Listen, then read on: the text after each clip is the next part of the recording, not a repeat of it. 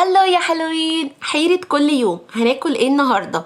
طبعا زهقنا من الاكل التقليدي وعندنا تمارين وعندنا شغل ومحتاجين حاجه نعملها بسرعه، لان احنا في الصيف مش محتاجين فرهده وقت طويل في المطبخ. ده غير ان الولاد نفسها في اكل المطاعم، واكل المطاعم بقى غالي قوي. طب نحل المعادله دي ازاي؟ قمت ابص في المطبخ كده يمكن الاقي فكره، ما لقيتش اي فكره وهو الاكل التقليدي. قلت لا، انا لازم اختار حاجه تخليني طول الشهر ما عنديش الحيره دي.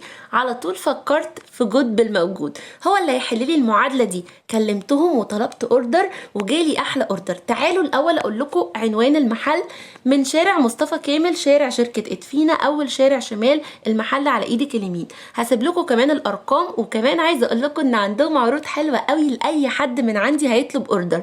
جبت من عندهم كل الحاجات اللي تغنيني عن ان انا اقعد افكر هعمل اكل ايه النهارده. طبعا عندهم كل منتجات المجمدات والكاندي والمكسرات وكل الصوصات، ايلو لافيستا، وعندهم برجر وكباب مشكل وبرجر محشي جبنه وكل انواع الجبن، الموتزاريلا، الحمد والطارق والحريف، وكل منتجات ولعتين وسمارت كوردن بلو.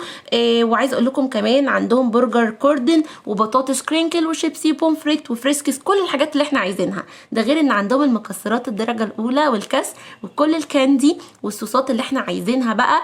وكمان عندهم الفسيخ اللي احنا طبعا بنعشقه. تعالوا اقول لكم جبت ايه من عندهم. اول حاجه كان الشيش طاووق من ولعتين. طبعا يا جماعه ده كامل الطهي، يعني مجرد من 7 ل 10 دقائق تسخين او تحطيه في الميكروويف وكده عملتي الغدا. جنبه بقى مكرونه، جنبه رز، كده الدنيا اتحلت. اما دي بقى كانت الكفته، وبرده نفس الفكره كامل الطهي علشان نستريح من وجع الدماغ. تعالوا كمان اقول لكم اخترت من عندهم ايه. عندهم كمان السمك الفيليه، حاجه تجنن يا جماعه.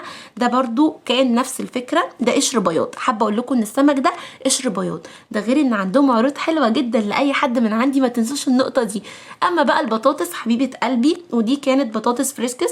عندهم بقى كل انواع البطاطس، وطبعا الحاجه فريش وطازه، والتاريخ بتاع الانتاج بتاعها جديد، مش حاجات مركونه، حاجات باستمرار شغاله عندهم. يعني عايزه اقول لكم كده انا ما عنديش حيره طول الشهر ان انا اقعد افكر هعمل اكل ايه. شويه مكرونه، شويه رز، او حتى العيش السوري اللي عندهم برضو اللي جايبه لكم اهو، نلف فيه كده ساندوتش والموضوع خلص معانا. وكده نعمل غدا، نعمل عشاء، نعمل اي حاجه. ناقصني حاجه مهمه على الحاجات دي، تفتكروا ايه هي؟ الصوص. انا بعشق صوص الرانش. عندهم طبعا كل الصوصات اللي انتوا عايزينها، بس انا والرانش قصه حب فظيعه جدا. ده اكني بالظبط عملت السندوتشات اللي بتتباع بره. بجد يا جماعه عندهم كل حاجه. هل خلصنا؟ لا، النسكافيه والكاندي والمكسرات. عايزين بقى نعمل سهره حلوه بعد ما عملنا الاكل، يبقى لازم ورانا سهره. النسكافيه يا جماعه ده عجبني جدا من شركه موتزاريلا. عايزه اقول لكم ان هو ريحته، يعني انا حاسه ان انا كده خلاص مش هفكر في اي نوع تاني. كنا بنفكر في انواع المقاطعه، بس كده انا هستمر على النسكافيه ده. اما الكاندي، عارفين الكاندي لما تفتحوه كده ويبقى ريحته فريش وريحته فظيعه كده، مش ملزق كده وبايظ، لا حلوه قوي قوي قوي. طبعا ده حبيب قلبي يحيى ده. نيجي بعد كده على المكسرات. المكسرات كانت فريش برضو ومقرمشه كده وطعمها يجنن. ده بقى مكسرات مشكله. طبعا السهره كده هتبدا معانا، شويه مكسرات، شويه كاندي، كوبايه نسكافيه، الدنيا هتبقى زي الفل. تعالوا بقى يلا بينا نسهر. عندنا دلوقتي يحيى، خلصنا الغدا، ناكل مكسراتنا براحتنا. هو بيحب المكسرات قوي، بيحب الفستق، وانا كمان بحبه قوي. ده غير بقى الكاندي. الكاندي ده قصه عشقنا احنا الاتنين، وطبعا ده 5 دقايق وبيكون خلص، وكلنا عارفين الاطفال بتحبه قد ايه. بجد لازم تجربوا كل منتجات اللي موجوده في جود بالموجود، سايبه لكم اللينكات. تعالوا بقى بعد فصلان كده اليوم ده نعمل كوبايه النسكافيه بتاعتنا.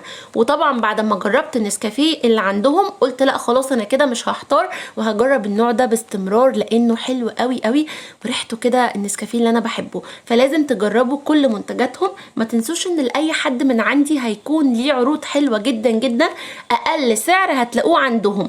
وزي ما قلت لكم عندهم كل الحاجات اللي تغنينا عن الطبيخ وعن الوقفه في المطبخ، وفي نفس الوقت المنتجات طعمها حلو جدا واحسن جوده واحسن سعر. وكمان عندهم توصيل لاي حته، يعني تقدروا تشرفوهم في المحل او تقدروا تطلبوا ويجي لكم الحاجه لحد البيت. سايبه لكم اللينكات، هتتبسطوا جدا. باي باي.